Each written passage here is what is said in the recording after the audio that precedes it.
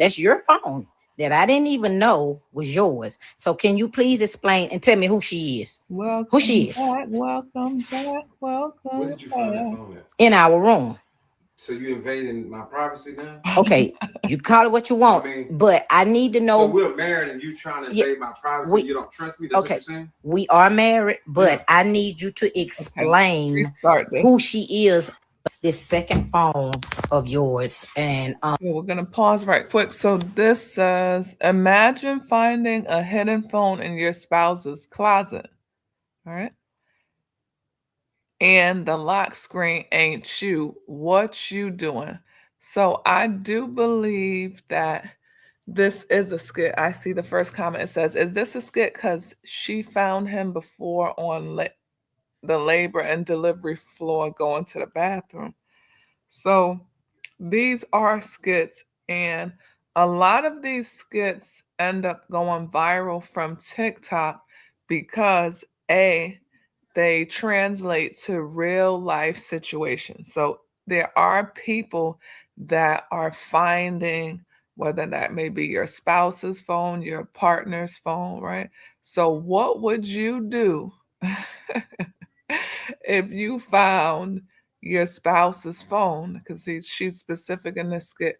What would your reaction be? Should the lock screen be an image of another woman or another man?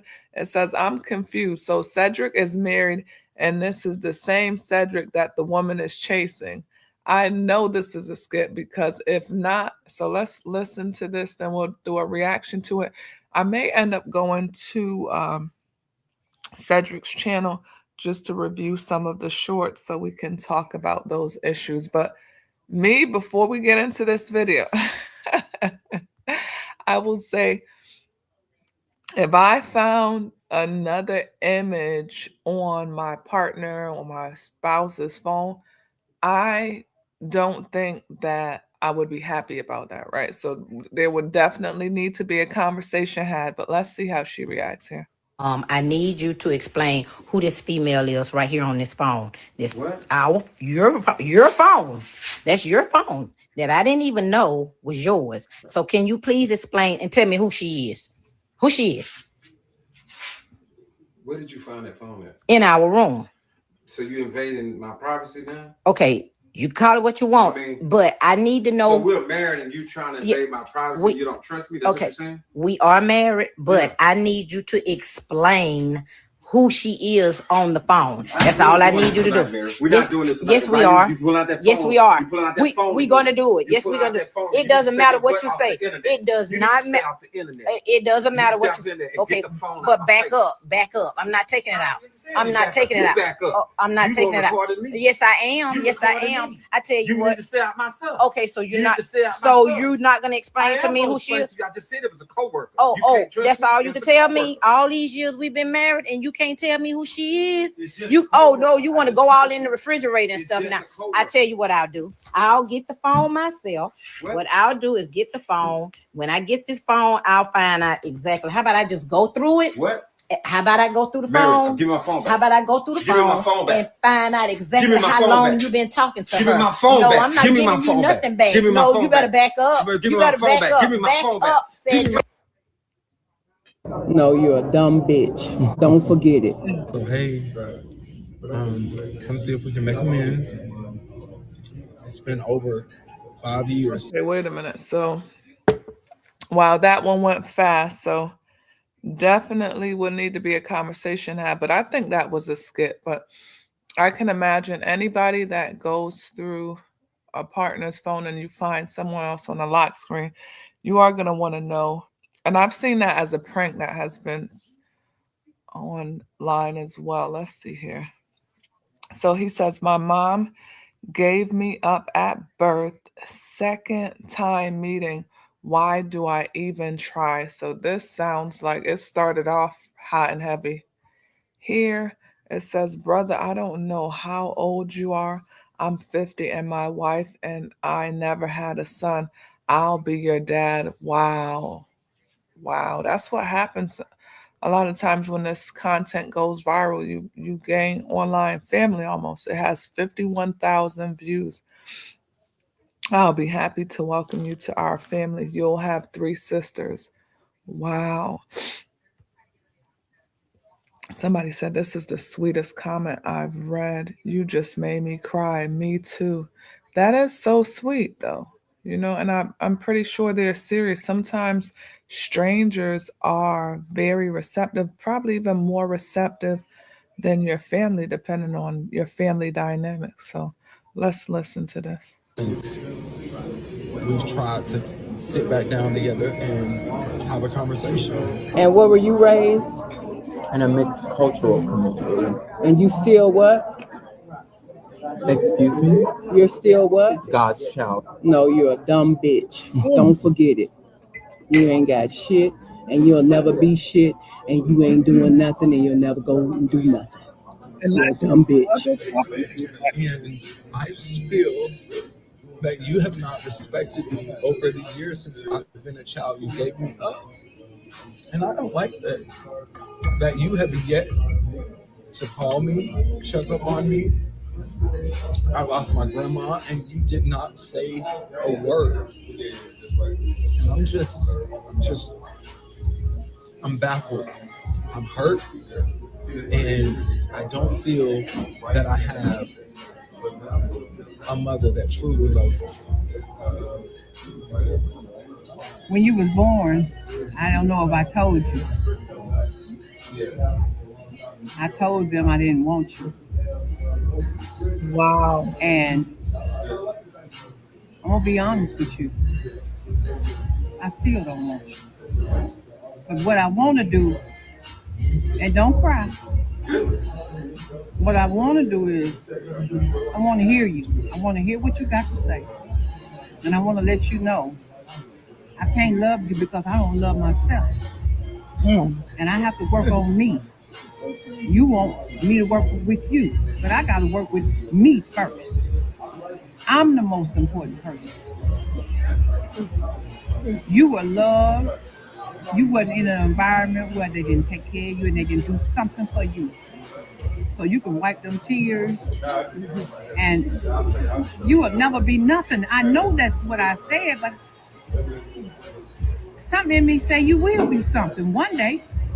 I don't know. It may not never come. I don't know. I'm just saying, wipe your eyes and don't cry. Stand up. Stand up. I don't even know the word love. I can't say it right now, but I can say I had you. Yes, I had you. I'll say I had you because I did have you. Wow. Oh. Sit down a little bit. Turn light on. What are you doing? I'm recording you. From the Department of Social Services. I mean, What was I'm from the Department. my ex had me Make it right. next thing you know we pull up. Sit down a little bit. Turn light on. Not the I'm saxophone recording you. started getting louder. I don't know the saxophone thing, but everyone Make it right. keeps talking about the saxophones. Let me see if that has a second part because that clip was very short. So let me see what happened. That had 3 million views. Let me see. Make it right. Sit down a little bit. Turn light on. I'll whoop your head, boy. You know I will. I'll whoop your head, boy. I cheated on my BM 3 times with my dog ass. Hey y'all, what's up? Hey y'all, what's up? Welcome to Love ain't worth your life, I tell you that. Once you leave. This is your sign to go to St. Lucia. Maybe we go to St. Lucia. We go back to the main page. I thought that was going into a story time. Let's go to the mains. Make it right. What are you doing? I'm recording you. From the Department of Social Services. I mean, I'm from the Department of Social Services. I have a right to know who you are, and I want to identify you. What is your name for the record, and who do you work for? I work for the Halifax County Department of Social Services. And what is My your name name? is Mrs. Foster. And what about you? I'm Miss Boyd with Halifax County. Okay, what are you doing here at my house today? Pretty much, I'm assisting the coworker with A report Your that case. came in concerning allegations of improper care. And basically, the report is stating that report is stated that mom had baby on 3/15. Report is stated mom left shortly after having the baby, and the baby did not have all the tests performed after leaving the hospital. Report is stated the baby's blood sugar was low, 44. Report is stated that the baby had an appointment with Dr. Dorsey, and the baby didn't go to the appointment. Report is stated mother left hospital on her own. Report is stated the families are Muslim, and the PKU test for the baby, the PKU appointment for the baby they failed to go to the appointment. Okay, so is it against the law to not go to an appointment when they make an appointment? First of all, we never agreed to go to any appointment. So is there a law broken here? I mean, we have concerns about. Is there a law broken here? Yes or no? No, I can't answer that question. I don't know. Well, then you need to go find out and then come back. That's what you need to do. because pretty much when we get concerns, when somebody make a report to the agency, it's mandated by state that we have to come out and respond. We're not trying to harass you or anything like that, but we just need to talk with you about the allegations in the report. For what? That's pretty much. Okay, so if anytime it meets the definition of abuse or neglect, then Okay. we have to. does this meet the definition of neglect or abuse? Yes, because the report was accepted. Okay, so if what is the abuse being taken place here? What is the abuse? Not abuse, neglect. Okay, Some categories it falls under abuse, but your specific situation falls under neglect. neglect. Okay, so you're here to do what? Are you here to force me to go to this appointment? No, So what are you here for? I'm here just to address the concerns that was reported. Okay, so you address the concerns. I hear your concerns. Anything else I can do for you, ladies? Well, technically, when a report is accepted, we're supposed to come in and assess the situation of the home. Have you heard of the Fourth Amendment of the Constitution, ma'am? Are you refusing? Yes, yes or no? Have you heard of the Fourth Amendment of the Constitution of the United States? To Are allow you? us to come in and address the concerns? Yes, I am refusing. Okay, fine, thank you. That's it. Thank you. I'll just let my supervisor know. I don't know what the outcome of you refusing to the services would come to. I just don't know, because that's considered what is it when they My child has an appointment on Monday to go see a doctor. Any test that he needs to get done. I don't need the very next day. My wife doesn't need to go to any appointment just because they said that she needs to go to an appointment. I'm a free human being. Do you people understand what free is? Well, see, the thing is do you understand what? What up, though? Come sit down with your cousin and hear the spooky story. Come on. I would just like to say that this is not my story. This is someone else's story. And if you would like to send a story to me, you can do so by sending it to my email. Okay. So this man says that bad things have always happened to his family. He said no matter what year, no matter what cousin, no matter what auntie, uncle, bad things have just always happened in their family. He said he did notice when he was younger, he really didn't have any other children to play with because all the other cousins passed away in childhood and adolescent, and he said when he became an adult, he started asking questions like, what happened to them? Nobody wanted to give him an explanation. Nobody wanted to talk about it. They changed the subject or glazed over it. So fast forward, he was talking to his aunt one day and she pretty much brought up, okay, you remember. Okay, so she's doing a story time. It says, my family made a deal with the devil, not my story. So this is going to be pretty interesting. Made a deal with the devil, somebody said in the comment section. Hold on. This must be a family that's into witchcraft.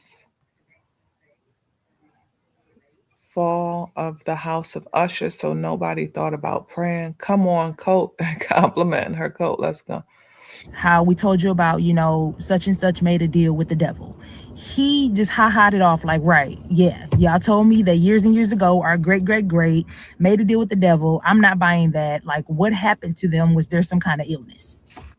Now, I would just like to throw in, he did want to put emphasis on the fact that he did not believe in heaven or hell or God or anything.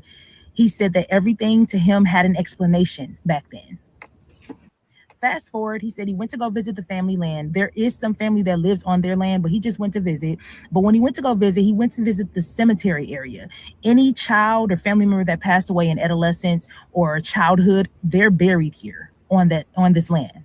And so he said when he went to the cemetery, there was a man sitting there on the grass, super nice looking guy. He says it was weird how nice looking this man was. Fast forward, he ended up leaving the guy, you know, after they walked around and talked. He thought he was some kind of family member he had never met before, because there are family members he never met. He gets to the main house, and when he gets there, he's talking to his older cousin, and his cousin is just like, what man? I want to throw in that he is married, and he and his wife were trying to have a child back then.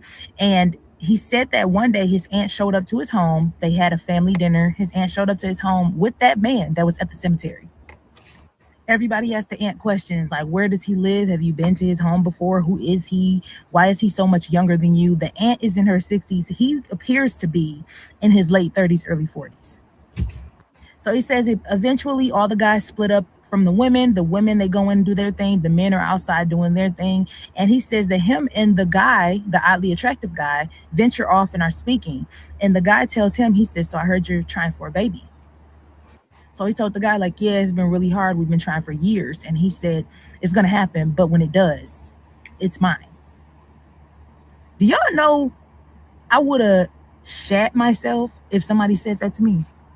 Fast forward, he's pissed off because he's like, what the hell are you talking about? It's yours. And so the man, he says, smiled at him.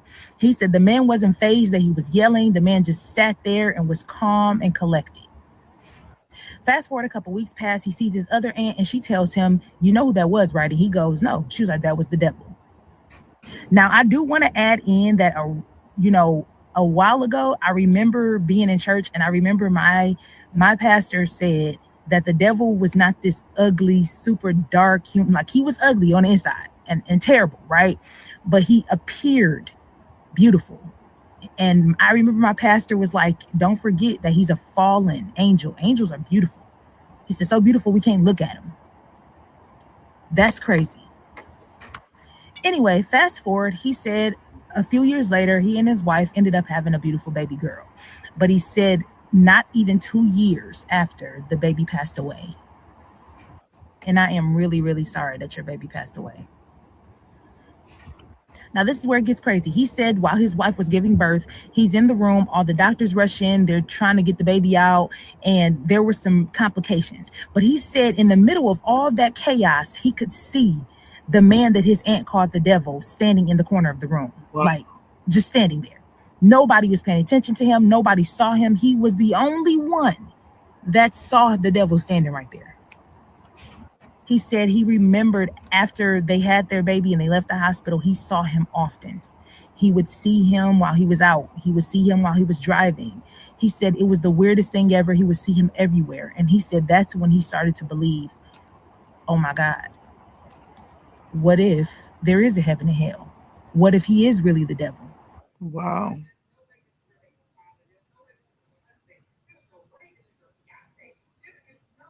Always about the love.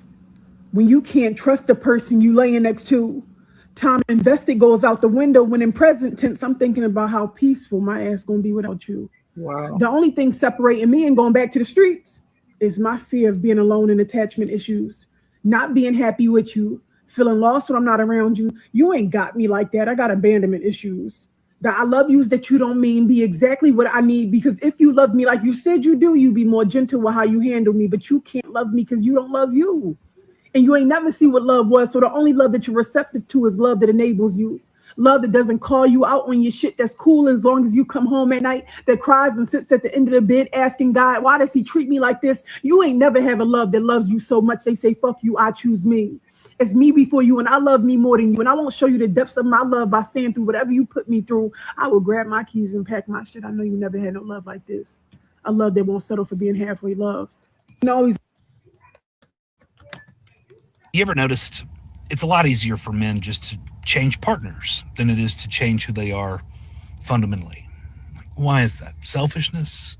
Fear? Is he dancing around his own insecurities? Maybe if you destroy enough trust, desecrate enough loyalty, maybe Maybe you'll find somebody that you would be happy with the rest of your life. Maybe not. Maybe your ego's lying to you. Maybe you are not the persona that everyone envies. Maybe when you grow up, maybe you'll find someone to settle down with. Maybe you won't. A lot of guys don't. You have men 50s, 60s. So this series is he can't love you because he can't love himself. So you're going to see a few creators on TikTok talking about that, right? The absence of love, why it's hard for some men to love, to make that bond, to make that commitment. This is why they love bomb. They know no one would love them for who they really are.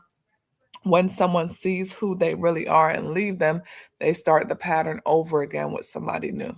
Even 70s, not wanting to address who they really are, not wanting to accept who they are. And because they can't accept themselves, it doesn't matter who the partner is. He's never going to be happy. He is going to consume his time with always looking for the next best option. And you know what? It never comes.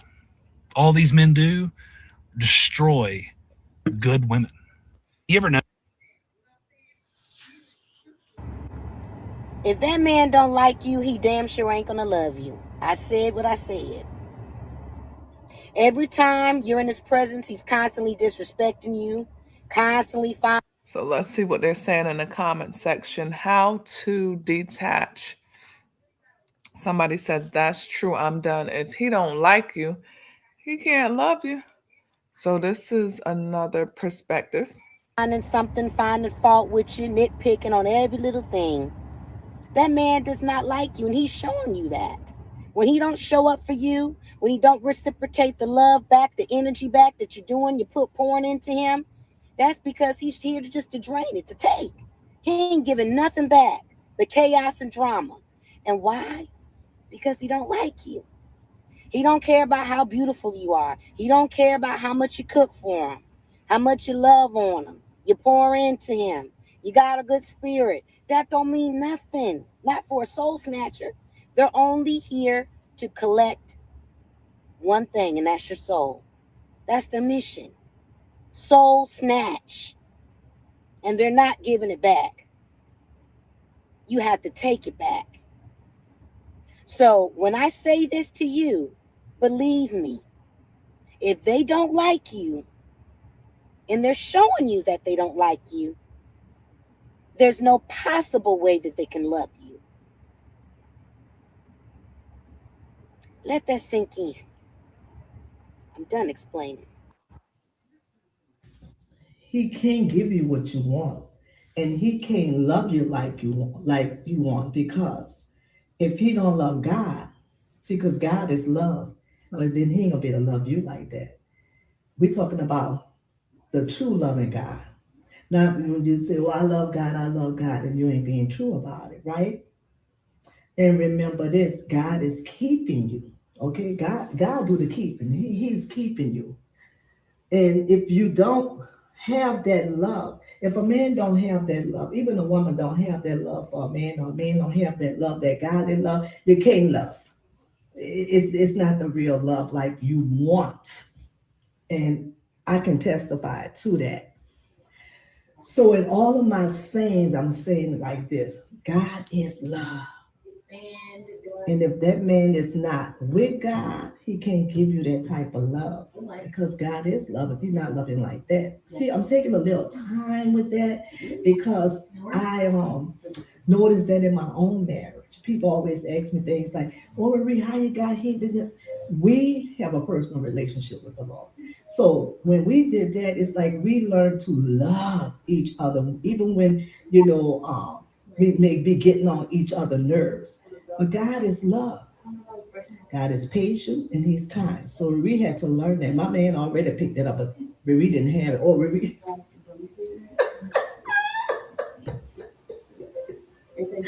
We did not have that. And you know what else? When this the thing. When a man, I find with this one, love God, he gonna die to self. Y'all, Women too. Yo, it took me a minute. I mean, when I say die to self, that means die to the crazy things that you think you want in life and that you want to demonstrate. You know what I'm saying? You're gonna die to that spirit of lust. You're gonna be dying to that spirit of cheating. Oh, come on, let me talk about it. Yeah, you're gonna die to these things. That's when you have that love of God. That's when you have that love of God. Now y'all be blessed to hear. But it's time to let us go. Men do not love you. Okay? So stop thinking that they do. They tolerate you. They lust you. So I'm not doing like that's it. Like I haven't been wearing lashes. If they're your family member that is related to you, that is a whole different type of love. But I'm speaking about relationship wise. Okay, so never do anything based on thinking that he loves you. Only do it based on your best interest. Only do something based on your benefit. Don't do it, oh, but he loves me. Don't do it for that reason, because you're going to get fooled every single time. So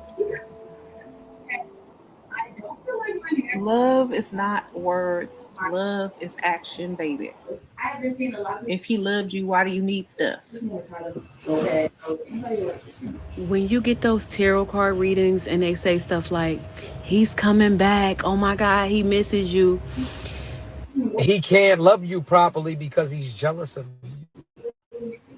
He cannot love you properly because he is secretly in competition with you. He cannot love you properly because honestly, if he was to treat you the way that you're really supposed to be treated, and if he was to lift you up to your full potential, then you would recognize that you are too much woman for him. He can't love you properly because for real, he knows for a fact that he's not supposed to be dating women like you. He caught you at a vulnerable moment. He caught you at a point in life where you weren't feeling your best and you wasn't thinking your best, and he slid in there and act as if he was the best thing for you at that time in your life. But what you really didn't know was he was a leech, and he's sucking on you for dear life, and he's holding on you for dear life, because if he lets you go, your life improves. His declines tremendously.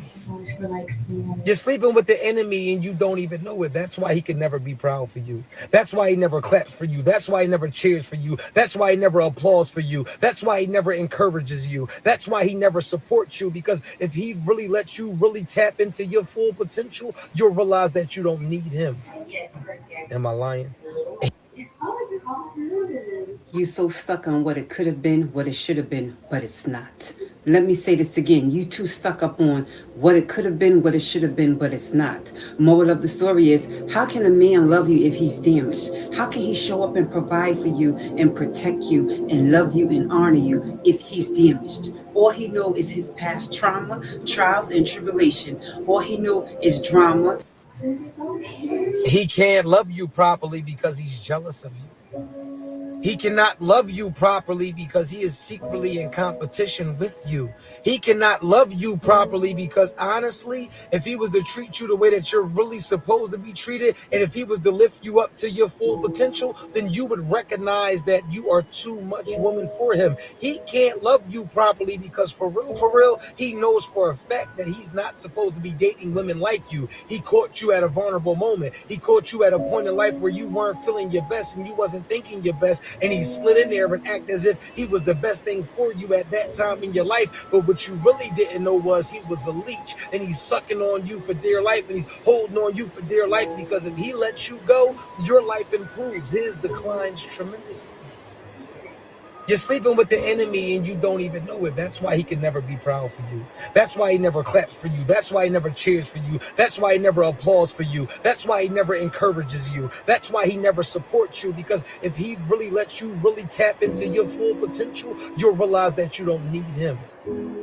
Am I lying? But what's your name? His heart is somewhere else. That's why he really can't love you fully.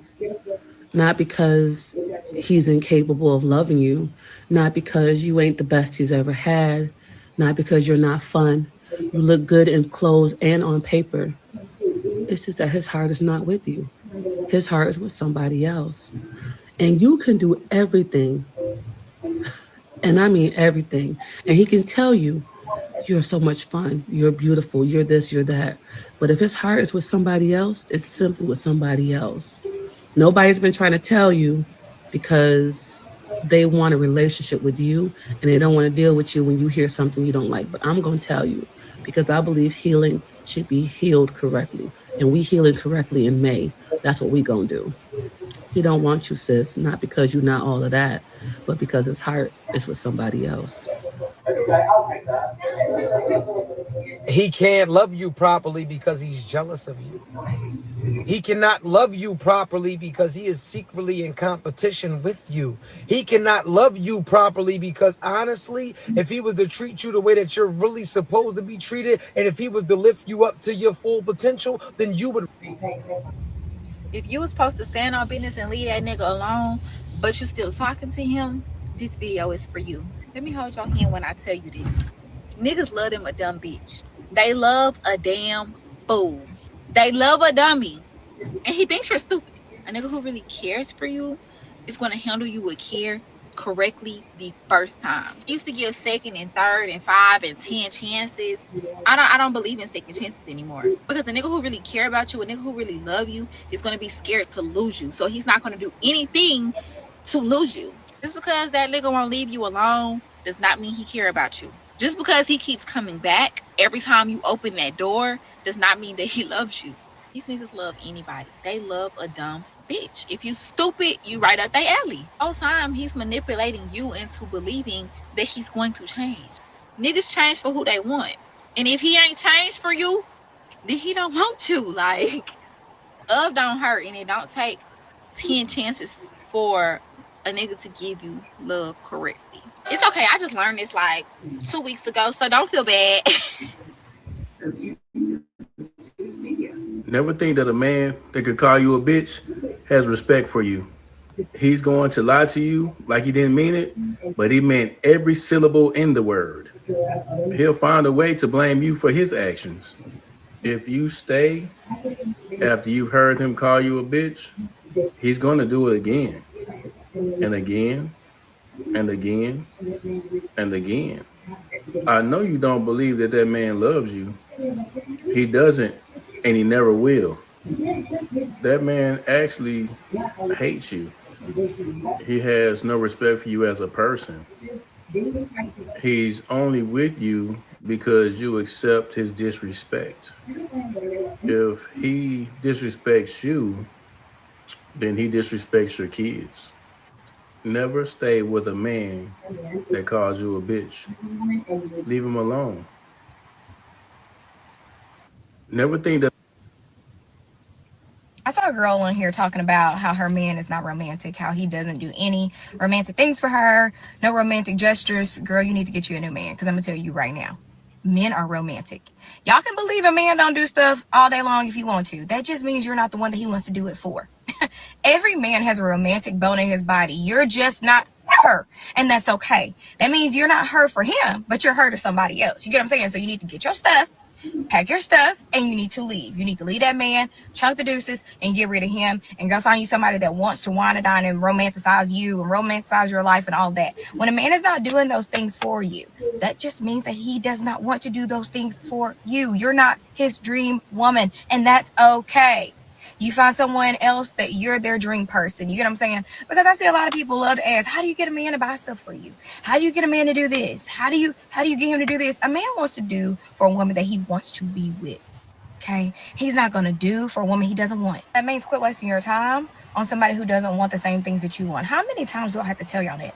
How many times do I have to tell you, stop chasing after a man that don't want you? I don't care how bad you want him. The person that really wants you is the man that you won't give a chance. The man that you friend zone it. The man that you don't want nothing with. That's going to be your ideal man. But you got to get out of wanting your type. Your type is going to keep you single. I'm going to be real. You having a certain type is going to keep you single. You need to get out of your type.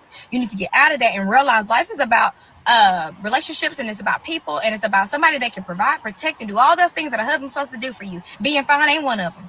Being fine ain't one of them. You need to be the fine one. It don't matter if he look good or not. It shouldn't matter.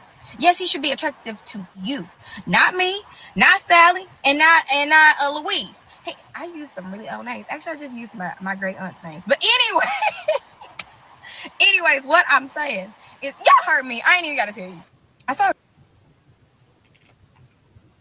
They don't cheat, but no flowers, no surprises, no dates, no texts for hours. The truth, laziness can destroy love just as much as lies. You know, it's not always the big betrayals that break a friendship or break a relationship. Sometimes it's the lack of effort, the slow fading, you know, the way you stop feeling chosen. So you deserve more than "I didn't do anything wrong." You deserve someone who does something right. The check-ins, the random hugs, the just because moments. That's love in action.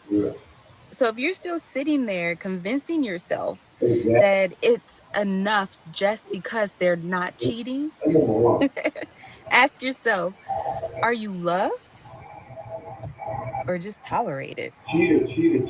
Because the bare minimum is not romance. It's disrespect dressed up as peace.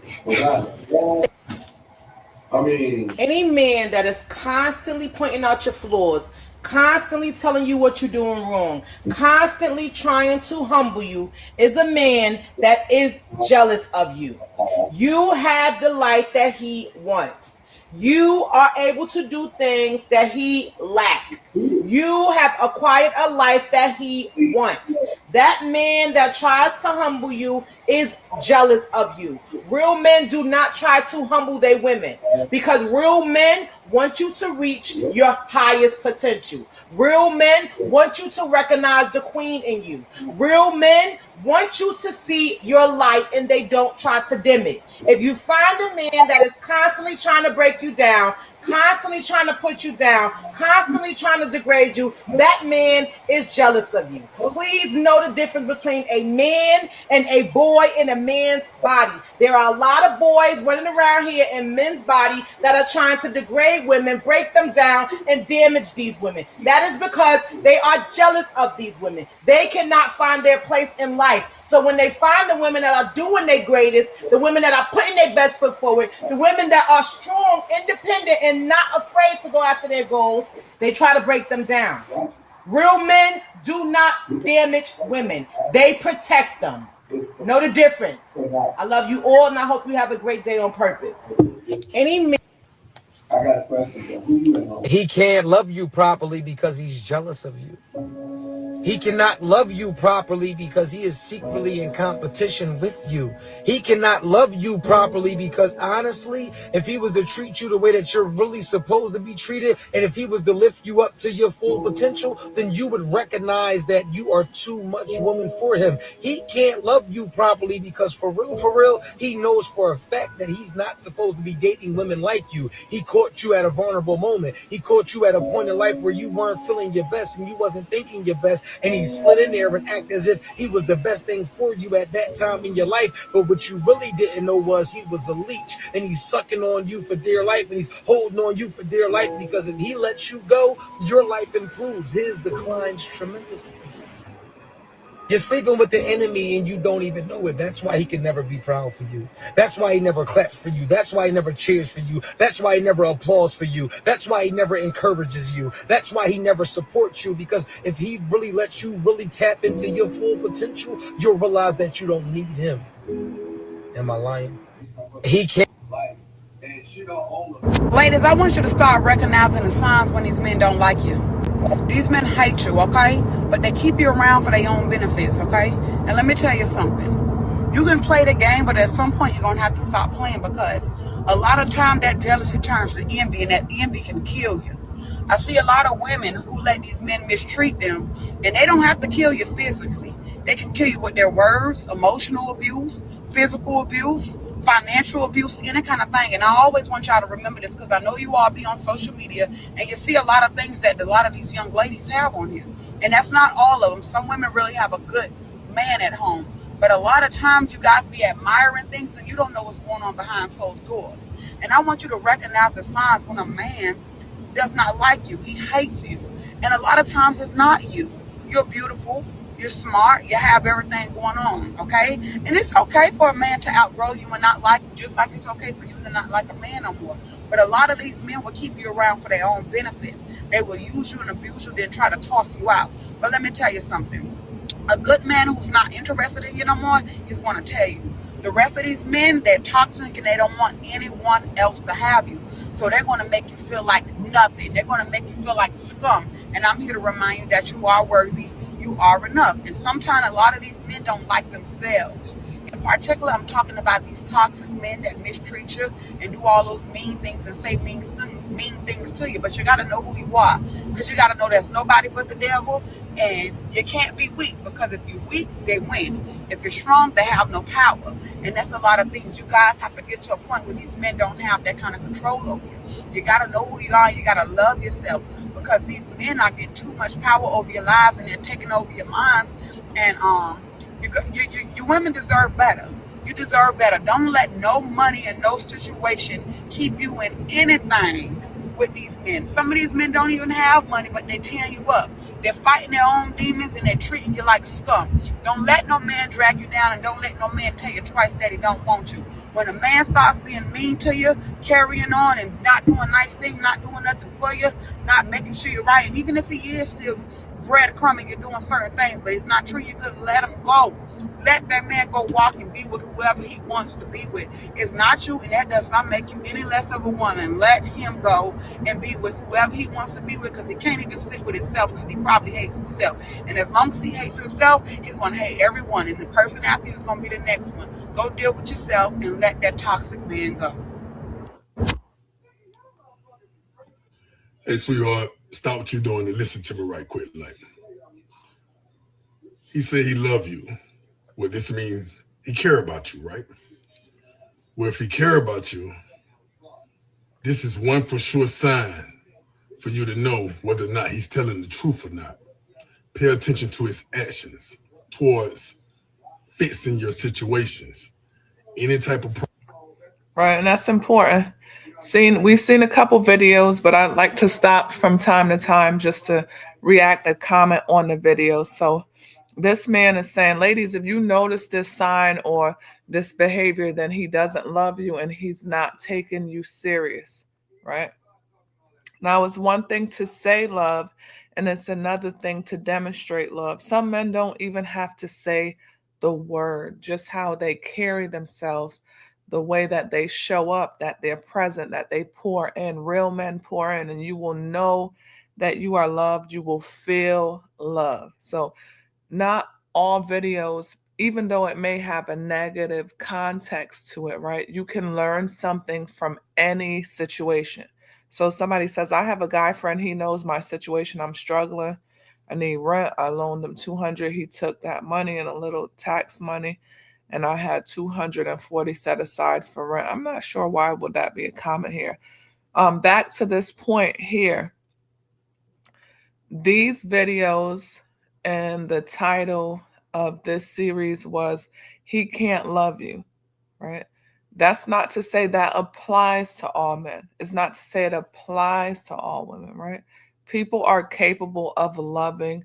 It is permission-based. It is open. You choose and decide who you let in, who you love, what you are exposed to, right?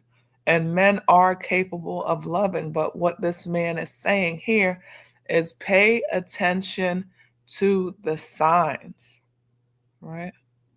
So would you rather someone tell you daily that they love you, but their actions are not matching that? Or would you be okay with someone maybe not verbalizing it as much, but their actions demonstrate that they do, right? Pay attention to the signs, because like the people say, right? I can show you better than I can tell you. What is he showing you? Is he showing up? problems you have, he should be always trying to fix them or solve them. Men are naturally protectors, and we are providers as well. We are problem solvers. We try to think through problems. If he's not trying to get up and fix your problem, then, sweetheart, he don't take you serious. He don't care about you. He just like the benefits of being with you or whatever it is that you're doing for him that makes him feel good. You understand what I'm saying?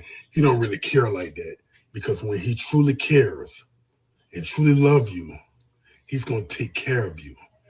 Men, we take care of what we love, and we provide and we fix it. So anytime you say you got a problem or this happening or that happening, he ain't trying to make it better or do something about it, then sweetheart, you wasting your time with him. If you think he gonna take you serious, he just gonna string you along the entire time. So that's the best way to test him. Create some issues to see if he's willing to try to attempt to fix them. He don't have to fix them. Right. Create that issue and see. Ladies, it's time to wake up. Most men don't want a woman. They want a worker. Someone to cook, clean, heal, and obey. Someone to stroke their ego, carry their burdens, and never question why they bring nothing but audacity to the table. I'm Jacob Riante. I'm a dating coach, and it don't matter if the man don't get it. Ladies, this message is for you. These men don't love you. They study you. They learn your weaknesses, your desires, your fears, not to cherish you, but to control you. They chase you like a prize, then treat you like an afterthought. Why? Because it was never about you. It was about ownership. They don't want a relationship. They want a slave with lipstick. They demand loyalty. Whoa, a slave with lipstick. That's deep right there. Let's see here. We're going to shift. Let's see what else we can get. Let's take a look at the messages geared to Black women. Close your windows when you people. Oh my God. I just came across this video clip and I absolutely love it. This shows you how tired Black women are from holding ourselves back. It's about 1.5 minutes long, but these Black women were taking these white women clean out. Just watch this video. Uh-oh. Right? So the reality is, whether you breathe or not, baby, we're the standard. And that's what it is. The beginning and the end starts with the Black woman. So regardless, whether you want to admit it. Okay, hold on. We're gonna pause that. Let me change over the title, because as we shift throughout the conversation, I want to make sure it's relevant so the people that are looking through the lives can see. Let's see here. Black women. And I'm going to make it the title of whatever they're talking about at the time. So Black women are the standard. So let's make sure we don't have any typos here, and then we'll get back into the live. So we have a few ads here as well. All right, we got to go back in here. Make sure we have that L. Okay. So this is a pretty interesting conversation, right? I remember seeing a video that talked also about Black women. And in that video, the children were told, if you're ever somewhere and you're unsafe or you don't know where you're at, find a Black woman. So she says, I have no idea what show this is, but more of this, please. Somebody says, Isaiah Factor just read it. If someone wants to finish watching the show, thank you. So this says, disrespect toward the Black community will never be tolerated in my presence. Are Black women vilified in America? Okay. Maybe that would have been actually a good title.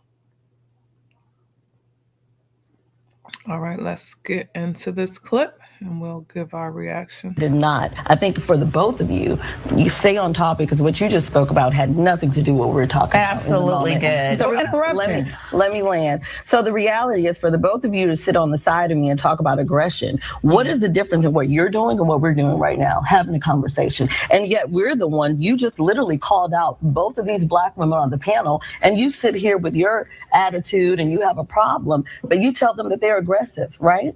Well, makes I have a long sense. we're story gonna with go back. Yolanda. So as a Black woman, we're going to talk about history and we're going to talk about facts. So the moment that you realize that, I'm go not ahead. done. A minute. Lower your voice. Hang on. Black women or black people in general just acting wild and out, dressing like hoes, ghetto ratchet behavior. And people are calling it out, not just white people. When we're talking about different groups being vilified, if we're looking at the history of America and who has done the most violent crimes, it's your people. In regards to the way black women are viewed, I'm going to continue speaking, but I'm going to make sure that you're not intimidated right now, are you? I want to make sure you're comfortable because as a black woman, that's what we have to do in order to have a platform, right? In order to be able to speak uninterrupted, you. Wow, they're really tearing this panel down. So from the short clip, because this clip is only 1 minute and 48 seconds, somewhere around that, are Black women vilified. So they're on the panel, and this panel has 5 women. I think it's an additional woman that we can't see on screen right now, but 2 of them being white women, Caucasian, and then 3 of them being Black women. And as she's speaking, the last speaker, I see how she interjected, but she said, "Are you comfortable?" Right? Because it seems as though the characteristics that are usually slated of the Black woman is that they're a gold digger, they have bad attitudes. But these women on the panel are very well spoken, they articulate very well, and they're trying to make sure that their voice is heard in a way where it's not being perceived as ratchet, but the message can be heard, understood, and received. So let's finish this up. You have to make sure that you make somebody else feel comfortable. So we continue to be the most educated group of people in this country. And if we're looking at this panel, that's also evident. All right, Carmen, let's hear from you. Your thoughts about that. She ain't lying. Let me just say this. If you are a Black woman who takes care of herself, who's intelligent and does her job very well, and you look good doing it, just know that you are going to be a micromanager magnet. Okay. Also, I can even go as far as saying if you are a dark-skinned Black woman and you have all those criteria, you are going to be a magnet for bullying and micromanagers. And that's all I got. A special treatment that Black women get in the workplace. This is such a dangerous conversation to have online because what she's talking about is breaking of dress code, asking to leave early, wanting exceptions. This happens across any gender, any race. Okay, so the person says, saw this video and have to respectfully disagree with you, though. Someone says, all facts you clocked, my friend, and the way I just sat all the way up. Okay, let's see what she's saying about Black women. Any socioeconomic class. I'm an HR professional, been working in the space for 10 plus years now. I have supported everything from blue-collar work, hourly workers, all the way up to very senior white-collared workers in corporate America. And I can tell you what she's talking about happens at every level. And a lot of it has to do with how the employee feels supported within their working environment. But to address specifically Black women, we have to address the root cause, and that's a lot of the rules that are made in the workplace do not take Black bodies into consideration. The dress code is not meant for Black women. We could talk about our hair down to that, how we have to have a certain type of hair just to work in specific workplaces. It doesn't take into account that a lot of times Black women are working mothers. That means that there's an element of we have to ensure we take care of our kids. Can we do so well if we're not being compensated at the same rate as the folks around us? So yeah, might decide to leave early and ask for exceptions because I can't afford aftercare. There's nobody to watch my children for me before I go to work because they need to be at school at 9:30 and I need to be at work at 8 o'clock, right? So you have to talk about those nuances before you say something like this. But if I want to remove Black women, I can say from experience, it doesn't matter what level of professional environment you're in or what type of job you're in, people will ask for things. And we shouldn't say that that's them taking advantage. And there are some that do. But a lot of it has to do with we have working environments that do not support people at every step of their life. And that's essentially the problem. Not Black women, not white women, not Black men, not white men. It really is work culture has changed so much that it does not support people. And that's the problem. So this lady, incorrect, miss. I'm sorry. Yes. Not a man, but did you catch any flack from Black women for like dating a Black man? Honestly, no. That's good. Honestly, no. Because I think that, like, the circle I have, I mean, it's like the people I have around me, I've never caught that, like, to me personally. Like, even have, like, my girls, they'll post, like, they hype me up, and whatever. But So did y'all hear that? This YT woman was asked if she received any flack from Black women for dating Black men. And she literally said no. She even went so far as to say that Black women actually hype her up. Now, I'm not going to sit here and be delusional and say that Black women have never given a non-Black woman slack or the stank face or whatever you want to call it for being with a Black man, because I know that that would not be true. And I know it wouldn't be true because when I was 17, that was the same stank face that I gave some of the Black boys in my high school who were walking around with white tea girls. Okay, which pushed me to date outside the race. So I've given that stank face. So we're not going to be delusional here and act like it doesn't happen. But all in all, if we are honest, the average Black woman, everyday Black woman, does not care about Black men dating out. Most Black women. I'm going to pause right here because this video is about 3 minutes. I would agree with her. So the woman was asked on the podcast, did she catch any problems for dating a Black man? For me personally, the way that I was brought up, the way that I was raised, I believe you love who you love. I'm open. I am not prejudiced. And I never have an issue if I go out into the public and I see a non-Black woman or vice versa, even if it's that of a non-Black man with a Black woman or vice versa, a non-Black woman with a Black male, right? Never even cared enough to even pay attention to it until other races of women would throw it in our faces. And Black men started throwing it up in our faces and trying to get a reaction from us. That's when Black women started being like, what the fuck? Like, we're literally minding our business in stores, shopping with our children. Those of us who have kids, I don't. And here comes a Black dude and his white tea woman making out in front of us, trying to prove a point. Okay. And I have seen that and witnessed that many times. So for the most part, it's the Black man and white tea woman who's trying to get a response from us. Black women are not going out of our way to get a response. We don't care.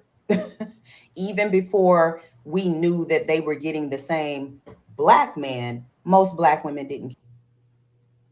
I want to start off by saying I love Black women. So let's start with saying that. But I do think that they are vilified, but I think they have reason. So this clip is about 2 minutes. Somebody says in the comments section, thank you for seeing us. Are Black women vilified? do they have reason to behave this way? So this is the second time we're seeing this conversation come up. Are Black women vilified? Let's hear what they have to say. Reason to be angry. They have reason to speak their mind. I believe a lot of times they move with a lot more masculine energy because they're in defense mode all the time. They've been scarred, they've been taken advantage of, and I believe that's why it gives. It's so easy to vilify them because they're always trying to defend themselves. They always want to prove something to the next person. They have to work a lot harder than, the other women in the world. You know what I'm saying? So that's what I think about it, man. And you said because of almost a protection mechanism, they use the masculinity to survive. Yeah. Would there be something necessarily wrong with that, guys? Derek? Well, I don't think that there's anything wrong with that. The problem with the vilification, I think it starts with the double standards. I have a problem with, I was raised by strong Black women who had very strong personalities. This did not make them angry Black women. The problem is when you see a white woman act out of character, her behavior is not generalized and attributed to all white women. If you see a couple of Black sisters and they fighting at the beach or whatever, why are we having a conversation about Black women in general based upon the out of character behavior of a few? And that is where the double standard comes in. And that is why we have to stand up and defend Black women as a whole. And we have to separate the exception from the rule. The Black women that we saw on the panel that preceded ours, these were highly intelligent Black women. If you follow them around throughout their day, you think they fussing and fighting and being cantankerous all day long, they would not have been able to accomplish what they've accomplished. But catch them on the day when they're tired. Catch them on the day when they feel as if though they're human beings. They can't break through the glass ceiling and they have a right to be angry. All of a sudden, that moment becomes the standard for all Black women. That don't make no sense. I want to start off. That's deep. You know how I know Black women are getting bored? Every 5 to 10 years, they bring up the same themes: natural hair, colorism. Like it's always those same topics. Like every 5 to 10 years, we're recycling the same topics and themes. We need to be more creative. Like this whole thing about natural hair, if you wear natural hair, if you wear weave, it happens every 5 to 10 years. It just means that the world is collapsing and we don't know what to do. So we shift inward into our own community. It happens all the time. Like when people talk about Black on Black crime, like it's the same thing that Black women do to each other. It's just like when the world is collapsing, we don't know what to do. So we take it out on each other. That's just my take on this whole natural hair weave thing and all of that. It's really stupid. Like let Black women are we are known for durability and being creative when it comes to our hair. I don't know what the problem is right now. Like y'all are spiraling. You know how I know. Black women, I got a question, and I'm only speaking to Black women because 1, I'm a Black woman, and 2, this only happens with me with Black women. Why are we rude to each other? Maybe if we don't look the certain way, maybe if we're not like necessarily dressed to the nines or nails done, makeup done, or we're like our aesthetic isn't, giving lush and top tier. Why are we mean to each other? And I know y'all like, well, maybe it's not that. Literally, I've been to a couple events, TikTok or creator centered events, and there have been groups of Black women and all dressed up looking real cute. And I mean, like, baby, hey, how y'all doing? Y'all dressed down to the T. And I smile, because I'm like, hey, cousins, sisters, hey, what's up? And I get and I mean, it doesn't just happen to me at these creator or these TikTok events. It happens to me everywhere. Now, granted, I know I'm not out here dressing like it's a runway every day. I never dress like that. Let's be honest. I always dress down because that's just me. There's other things that that's probably the last thing, mainly because I'm late and I don't got the time. Put all that effort in. Granted, okay, cool, got it. I like to just do natural. Whatever God gave me, that's what I'm going with. But I get it a lot. The black women, like I go over and I, put myself out there and I'm like, hey, how y'all doing? Or, oh, y'all look cute or whatever. And I get met with the mean mugs. And it's like, why do we do that? Why I'm smiling at you? Why you just can't smile back? Like, why are we mean girls? What's the point? Like, what is the point? And maybe because we have been conditioned or there, obviously something deeper or whatever, I don't know. But I'm so sick and tired of going to spaces and being in places and my black sisters don't even accept me.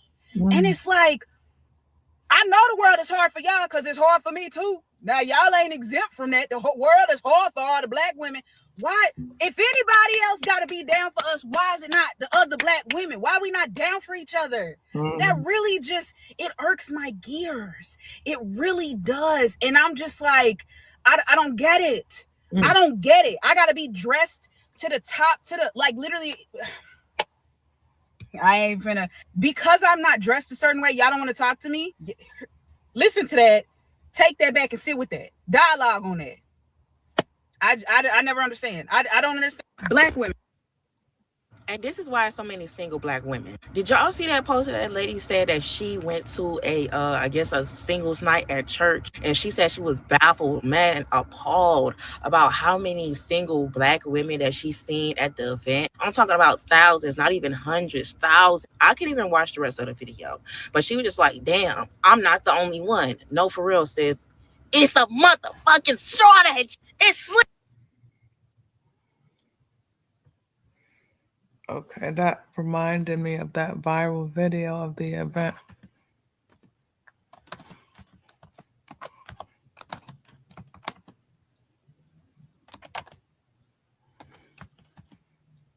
Let's see what they were saying here.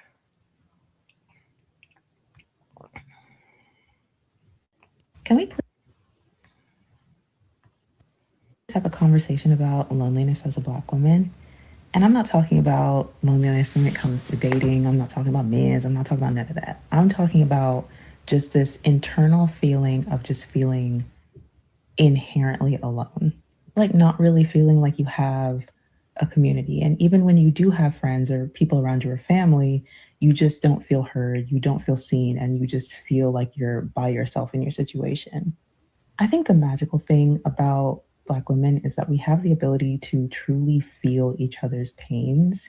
And I think it goes down to like the African American urge. Like a lot of these things that we feel or experience, like they're not singular experiences. Like you, even as humans, like you're not alone in your situation.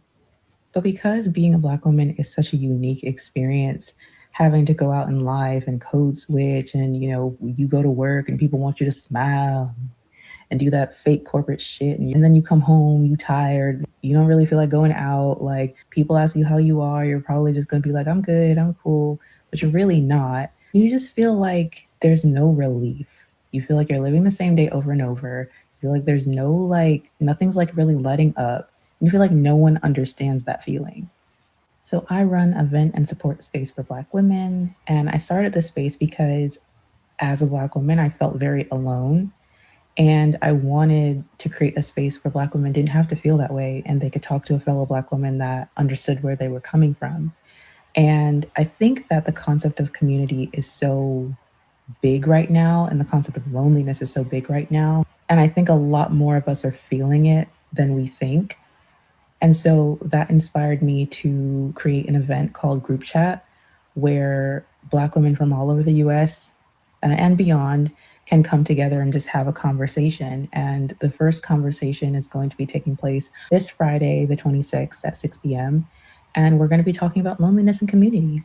So if you are feeling like this, feel free to join the conversation, join the group chat, go to the link in bio and learn more and grab a ticket.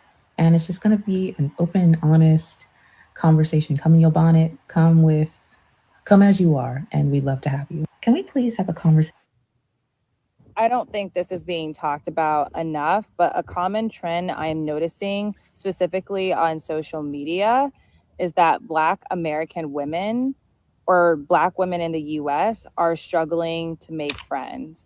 And I'm noticing that the common denominator is they were either sheltered as a child and or they went to predominantly white schools. And what I think is being missed is that is hindering your daughter's opportunity of receiving upward mobility. Notice how the most successful Black women, whether they are sellouts or not, they know how to leverage their communication skills to receive the recognition and the awards that they want. And they have a support team right behind them.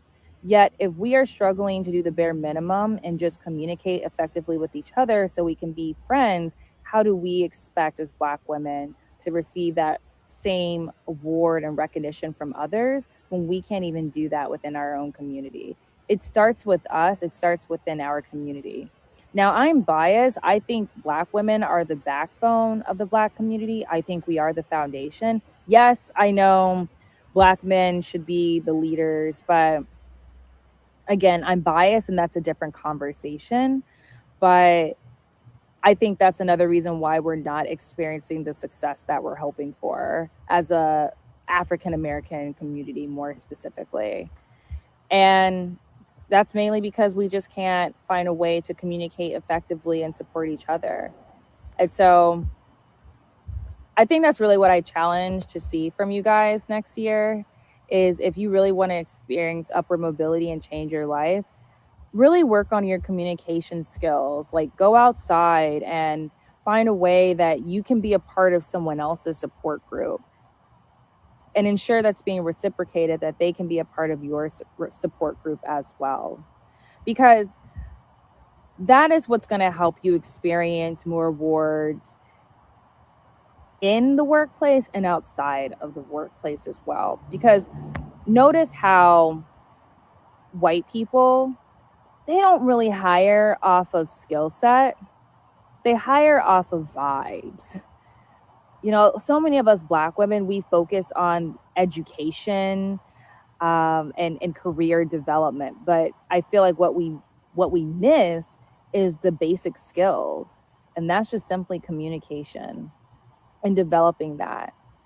Because I've noticed some of the Black women in my workplace that are very successful, they are very good at their jobs, very, very good at it, but they are also really good at communicating. I've even noticed that with some of the Black men, like they're really good at getting along with some of the other guys at their job, regardless if they're experiencing microaggressions or not.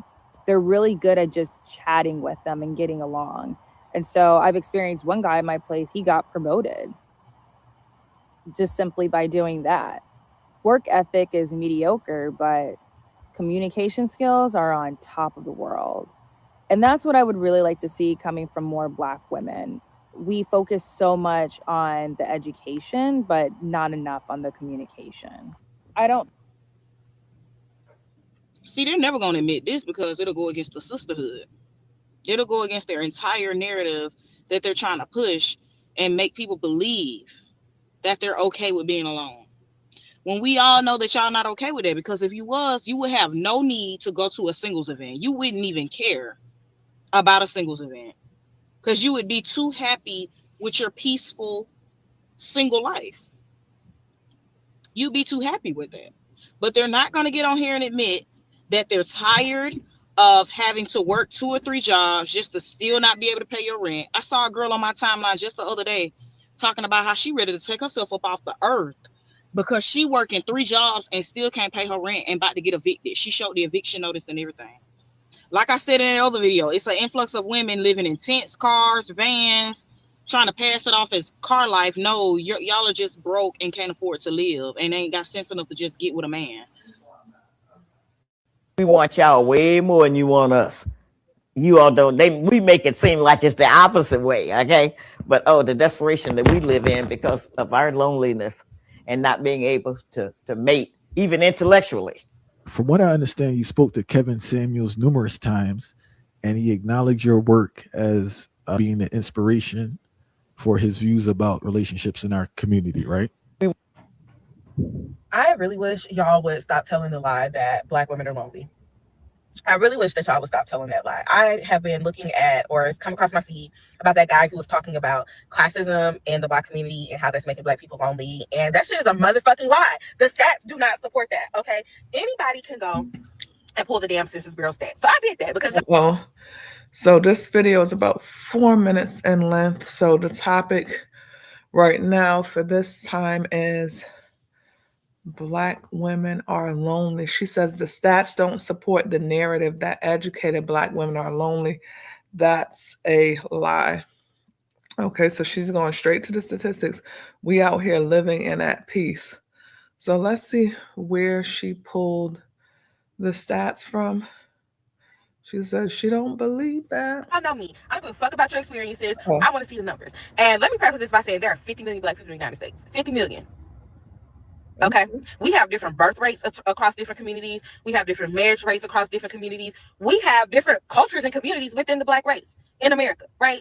Okay, because for example, there are 30 million people in Canada. There are 8 million people in Israel. So put that shit into motherfucking perspective. You cannot say the Black community does this or that because it's not possible to put us all in the same motherfucking box. So let's start there. Number two, let's talk about the stats that I found. So the stats that I pulled the stats of states with high Black populations, and not only high Black populations, but high educated Black populations. And that included like high Black home ownership, high Black education, whether that was bachelor's, master's, PhDs, degrees, period. Right. So I pulled a few states. I pulled Georgia, Virginia, Maryland, Texas, and I think North Carolina. Right. And so what those stats showed me or told is that the majority of Black children in those states actually were born in wedlock. There were more Black children in those states born in wedlock than born out of wedlock. Not only that, the Black women in those states who had at least a bachelor's degree, who were at least over the age of 21, 80 to 90%, depending on the state, have been married at one time or were currently married. Yeah, that's what the fuck the stats say.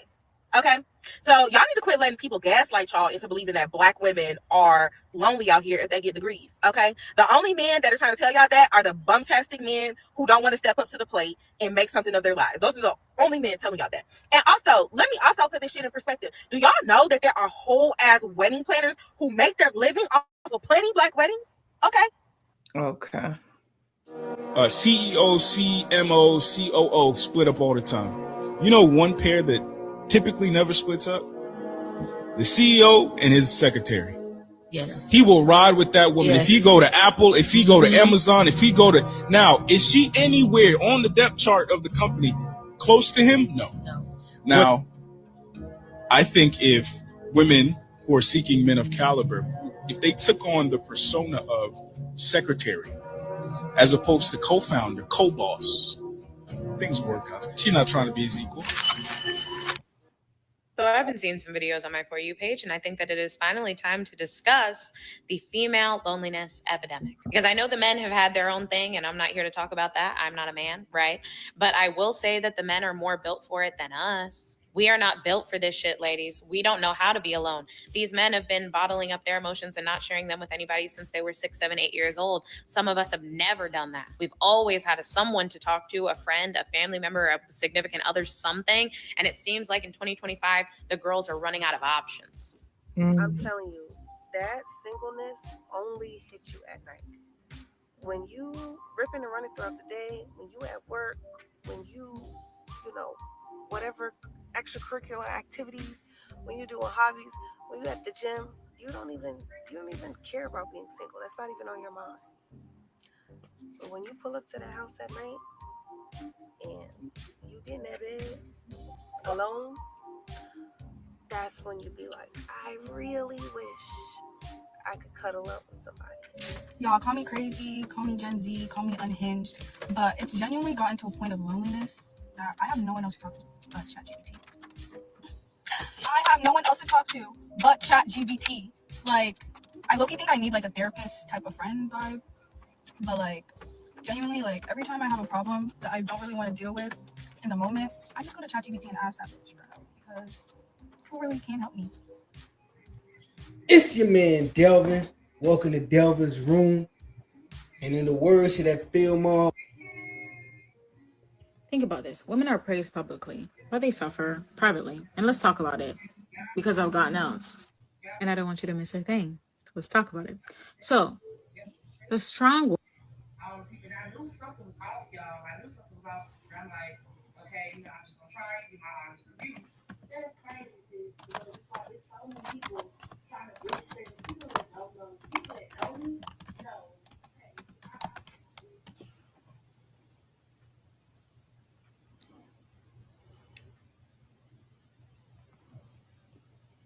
Black women don't really need validation. And I'm gonna explain why, because you're the standard. Every black woman in this room is the standard. They literally have to make a version of you to compete with. They want to be you so bad that they make it seem like you not validated. They scared of you. They want your ass, your lips, your eyes, your skin, your recipes. Damn it. Patty LaBelle, why you get to Walmart?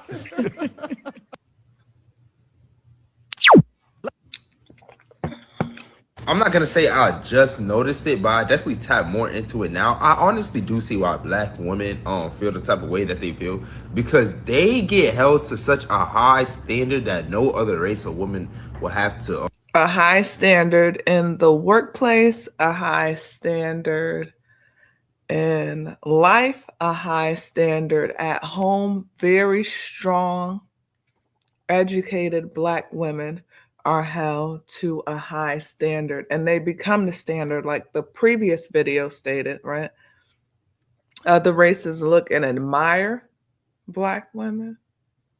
They try to copy black women, pattern themselves, steal the sauce, the recipe, and everything, and still despise the women.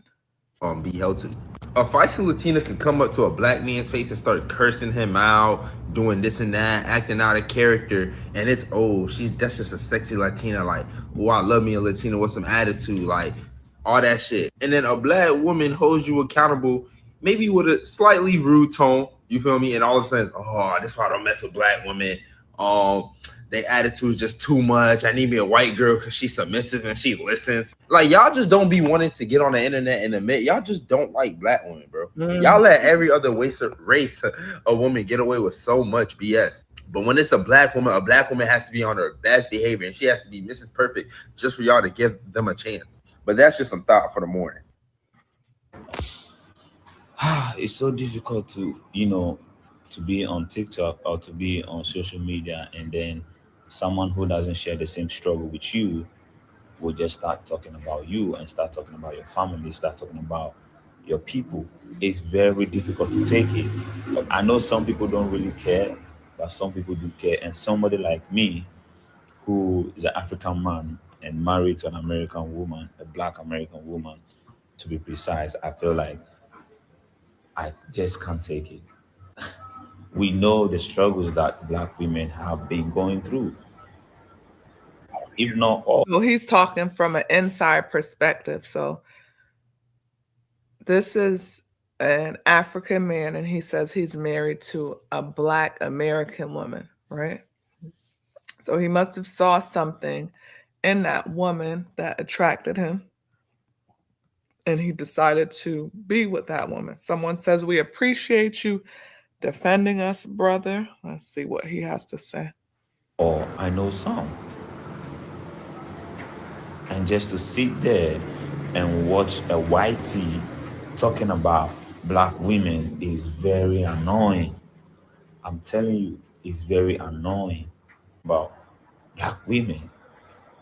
You don't know nothing about black women. You all want to come attacking black women for no reason. For no goddamn reason. Why? Why is it enviness or what? My wife will say, "Pick me, Isha." Like, I think that's what it is. You are being a pick me, Isha, because you're nothing compared to black women.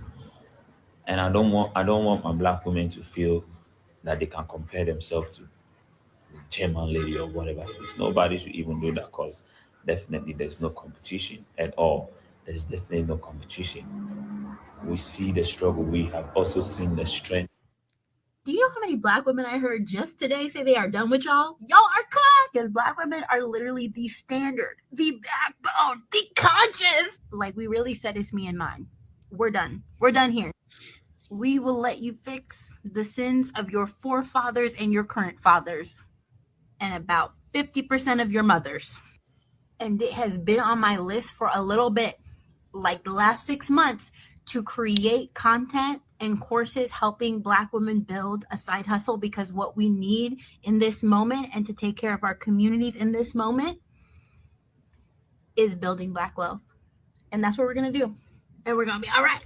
It's abundantly apparent that by doing things the correct, comforting, and politically correct way is not going to be it. It just has to be done with power, because what are we doing here? What are we doing here? And yes, this content is to help me fully not crash out at work this week. All right, I'll see y'all later. When that beautiful black king got on this app and said verbatim that you guys hold black women to a higher standard than any other race, was he wrong? I've literally been yelled at, screamed, kicked on, defamed, lied about, everything, and I still had to hold myself to a certain standard because I knew if I were to crash out, I would be looked at as exactly how they see me. Exactly.